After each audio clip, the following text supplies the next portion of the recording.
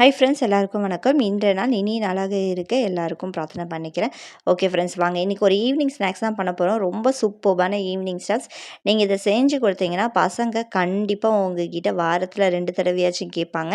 ஆனால் டயட்டில் இருக்கிறோன்னு நினைக்கிறவங்க கண்டிப்பாக இதை எடுத்துக்க தேவையில்ல. ஏன்னா இதில் ஃபுல்லாக சீஸ், பட்டர், எக்கு இது போல் ஃபுல்லாக அதிக ப்ரோட்டீன் உள்ளதாக நம்ம எடுத்துப்போம். எடுத்துக்கிட்டால் ஒன்றும் தப்பில்லை. நம்மளுக்கு ஃபேட் லாஸ் ஆகணும் அப்படின்னு நினைக்கும் போது நம்ம டயட்டில் கான்ஷியஸ் இருக்கணும் இல்லையா? அதுக்காக சொன்னேன். ஆனால் ஒரு நாள் சாப்பிட்றதால தப்பு கிடையாது.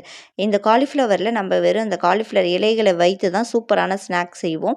இந்த ஸ்நாக்ஸ் யார் எனக்கு கற்றுக் கொடுத்தாங்க அப்படின்னு பார்த்தீங்கன்னா, சிங்கப்பூரில் இருக்கும்போது ஒரு மலாய் ஆண்டி அடிக்கடி இந்த ஸ்நாக்ஸ் செஞ்சு என் பசங்களுக்கு தருவாங்க. என் பசங்களும் ரொம்ப விரும்பி சாப்பிடுவாங்க.